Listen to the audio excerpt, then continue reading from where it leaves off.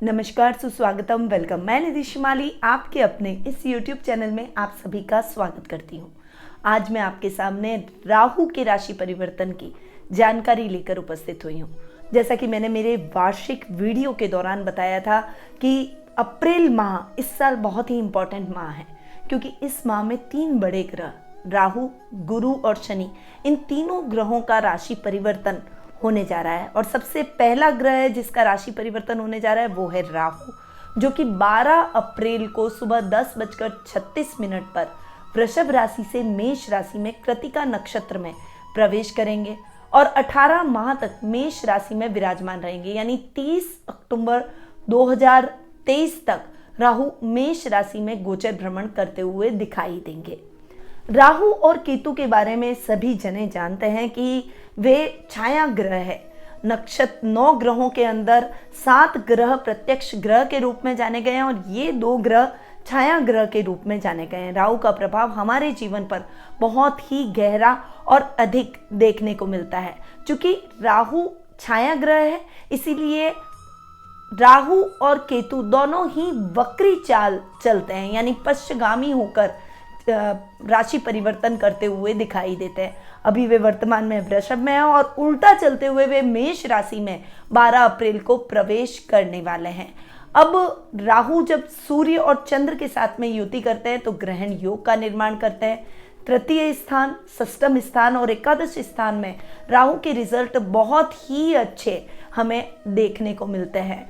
कुछ आचार्यों का मत है कि राहु कन्या राशि में स्वग्रही, मिथुन राशि में उच्च के और धनु राशि में नीच के होते हैं। वहीं कुछ अलग आचार्यों का कुछ विरोधाभास भी इसमें है, क्योंकि कुछ दूसरे मत के अनुसार राहु वृषभ राशि में उच्च के होते हैं और वृश्चिक राशि में नीच के माने गए हैं।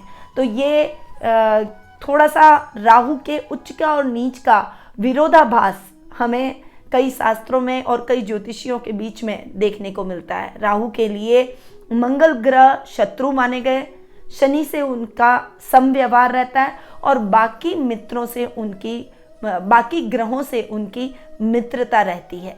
ये है राहु, जो कि व्यक्ति को अपने कर्मों के हिसाब से रिजल्ट देते हैं। देखिए, राहु जहाँ बैठते हैं उस स्थान के हिसाब से उसके परिणाम हमें देखने को मिलते हैं। वैसे राहु इक्विवेलेंट टू शनि, यानी राहु शनि के समकक्ष व्यवहार करते हैं और जिस प्रकार शनि की दृष्टियां अच्छी नहीं होती है, वैसे राहु की भी पंचम, सप्तम और नवम दृष्टि शुभ नहीं मानी जाती है। अब जान लेते हैं कि मिथुन राशि के लिए राहु के क्या परिणाम इस साल हमें देखने को मिलेंगे। वैसे राहु मेष राशि में प्रवेश कर रहे हैं और मेष राशि राहु के लिए अशुभ मानी गई है। विशेष रूप से स्त्री और संतान की तरफ से चिंता, बाधा और समस्या आ सकती है। अब मिथुन राशि के लिए राहु 11th हाउस में बैठे हैं। 11th हाउस में मैंने आपको पहले ही बताया कि एकादश स्थान में राहु के रिजल्ट बहुत ही अच्छे देखने को मिलते हैं। यानी मिथुन राशि वालों के लिए राहु का 11th हाउस में बैठना बहुत ही बढ़िया और सुखद परिणामदायक रहने वाला है। वहीं राहु की पंचम दृष्टि आपके तृतीय स्थान पर, सप्तम दृष्टि आपके पंचम भाव पर और नवम दृष्टि आपके सप्तम स्थान पर पड़ रही है। अब तक मिथुन राशि वालों के लिए राहु की दृष्टियां सुख स्थान पर, षष्ठम भाव पर और अष्टम भाव पर पड़ रही थी। अब वे दृष्टियां हट चुकी है, तो बहुत ही बढ़िया रिजल्ट आपको इन स्थानों के देखने को मिलेंगे। यानी अब तक माँ के साथ मिसअंडरस्टैंडिंग चल रही थी, कुछ दूरियां बनी हुई थी, पारिवारिक फ्लक्चुएशन का माहौल था, आर्थिक स्थिति फ्लक्चुएट कर रही थी, स्वास्थ्य के प्रति आप बहुत परेशान हो रहे थे, कई प्रकार से नाना प्रकार से जीवन में स्वास्थ्य संबंधी समस्याओं का सामना करना पड़ रहा था। वहीं शत्रु पक्ष भी आपके खिलाफ षड्यंत्र रचते थे और शत्रुओं की संख्या में वृद्धि हो रही थी और आपकी डेली रूटीन की लाइफ बिगड़ी हुई थी। घर से दूर रहकर आपको अपने कार्यों को पूर्ण करना पड़ रहा था। वहीं अब राहु के ये रिजल्ट आपको नहीं मिलेंगे। इन स्थानों पर से राहु की दृष्टियों का हटना आपके लिए बहुत ही शुभ संकेत रहेगा। परंतु राहु की पंचम दृष्टि आपके तृतीय भाव पर पड़ रही है, जो कि आपके पराक्रम में थोड़ा सा डिफरेंट तरीके से वर्क करेगी। यानी पराक्रम नेगेटिव दिशा में ज़्यादा चलेगा, नेगेटिव डायरेक्शन में ज़्यादा जाएगा।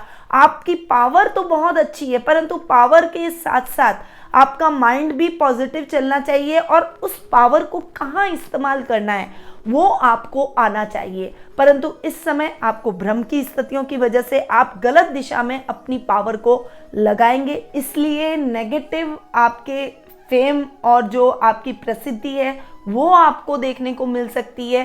राजनीति से जुड़े हुए काम आपके निश्चित रूप से निर्विघ्न संपन्न हो जाएंगे, परंतु यदि आप राजनीति में हैं तो कई चुनौतियों का सामना आपको इस वर्ष करना पड़ सकता है। राहु का ये जो 18 माह का राशि परिवर्तन है, इसीलिए आपको भाई बहनों से भी दिक्कत का सामना करना पड़ सकता है। यदि पैतृक संपत्ति संबंधी विवाद है या फिर पैतृक व्यवसाय से संबंधित कोई विवाद है तो वो विवाद उभर सकते हैं, इसलिए बहुत सोच समझकर और अपने रिश्तों में बहुत संयम के साथ आपको आगे बढ़ना चाहिए। मैच्योरिटी लेवल को थोड़ा सा बढ़ाने की आवश्यकता है। बहुत ज़्यादा एरिगेंस, बहुत ज़्यादा डिप्लोमेटिक होना या फिर बहुत ज़्यादा ईगोस्टिक होना आपके लिए सही नहीं रहेगा, इसलिए अपने रिश्तों में ईगो को स्थान न लेने दें। राहु की सप्तम दृष्टि आपके पंचम भाव पर पड़ रही है, जो कि विद्यार्थियों के लिए कुछ परेशानियां पैदा कर सकती है। जैसे आपको सब कुछ याद है ऐसा आपको लगता है, जब आप परीक्षा में बैठेंगे तो आपको कुछ भी चीज़ नहीं आएगी और बाद में पछताना पड़ेगा कि मैं क्यों ओवर कॉन्फिडेंट में था या ओवर कॉन्फिडेंस मेरे अंदर था या थी कि जिस वजह से मैं इस एग्ज़ाम में अच्छा नहीं कर पाई। तो ये जो समस्या है ये राहु पैदा कर सकता है, भ्रम की स्थितियां उत्पन्न कर सकता है। आपको इंडिविजुअली स्टडी करनी चाहिए, ग्रुप में बैठकर बातें ही होगी, हंसी मजाक ही होगी और पढ़ाई कम होगी, इसलिए आपको इंडिविजुअल स्वतंत्र रूप से अपने कार्यों को पूरा करना चाहिए। पढ़ाई में थोड़ा सा अपना एकाग्रता को बढ़ाएं। इस समय भ्रम की स्थितियों का स्थान आपके जीवन में नहीं होना चाहिए, वरना नकारात्मक रिजल्ट विद्यार्थियों को देखने को मिल सकते हैं। वही संतान की तरफ से भी आपको चिंता होगी, उसके गलत आदतों की तरफ आप चिंतित होते हुए दिखाई देंगे, वो नशे की तरफ प्रेरित हो सकती है, इसलिए उसके प्रति इस मामले में बहुत सावधान रहिएगा। पेरेंट्स के लिए ये समय थोड़ा सा चैलेंजिंग होने वाला है, अपने बच्चों पर पूरा ध्यान दीजिए और इस समय वो कहाँ जा रहे हैं, किस दिशा में जा रहे हैं, इस बात का विशेष रूप से ख्याल रखिए और मित्रवत व्यवहार करते हुए उनकी समस्याओं को सुनने और उनको सॉल्व करने का प्रयास करें। ये समय आपके लिए बहुत मिक्स रिजल्ट लेने वाला है, इसीलिए इस समय आपको थोड़ा सा सतर्क होकर अपने जीवन में आगे बढ़ना पड़ेगा। राहु की नवम दृष्टि आपके सप्तम भाव पर पड़ रही है, जो कि दाम्पत्य जीवन में भी उथल पुथल ला सकती है।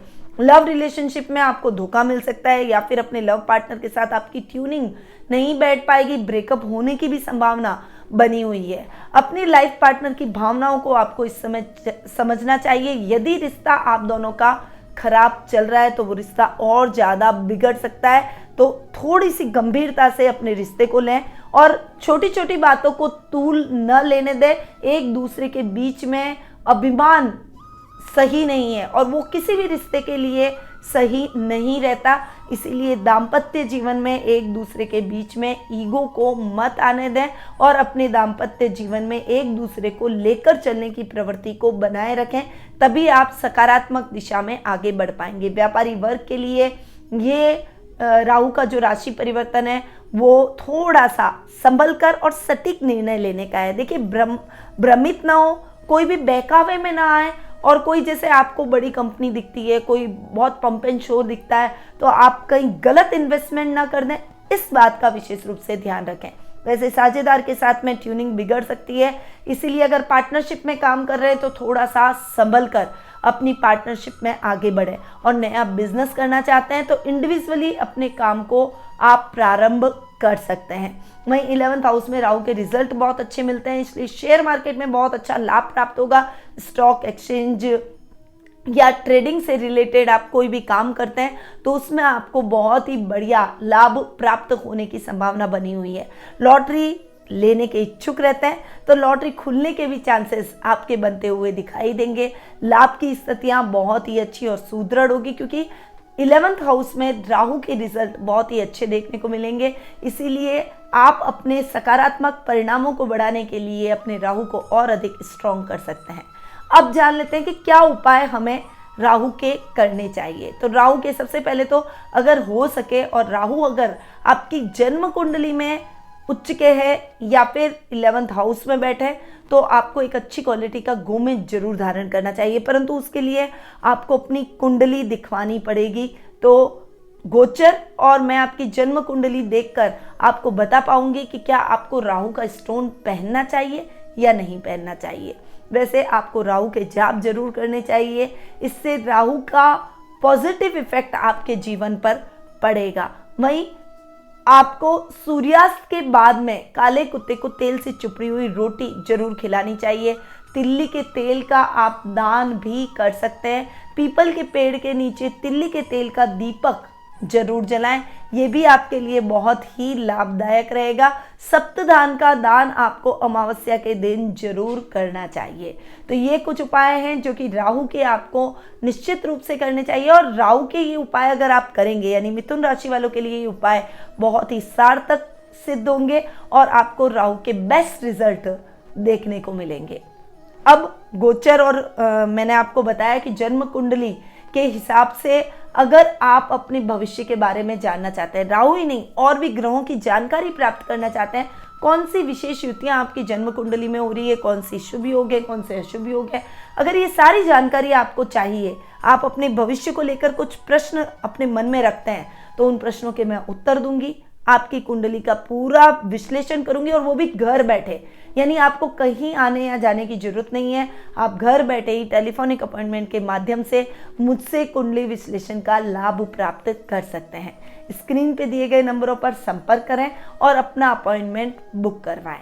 अब मैं अपनी वाणी को यहीं विराम देती हूँ। स्वस्थ रहिए, व्यस्त रहिए, मस्त रहिए और हमेशा मुस्कुराते रहिए। जय श्री राधे कृष्णा।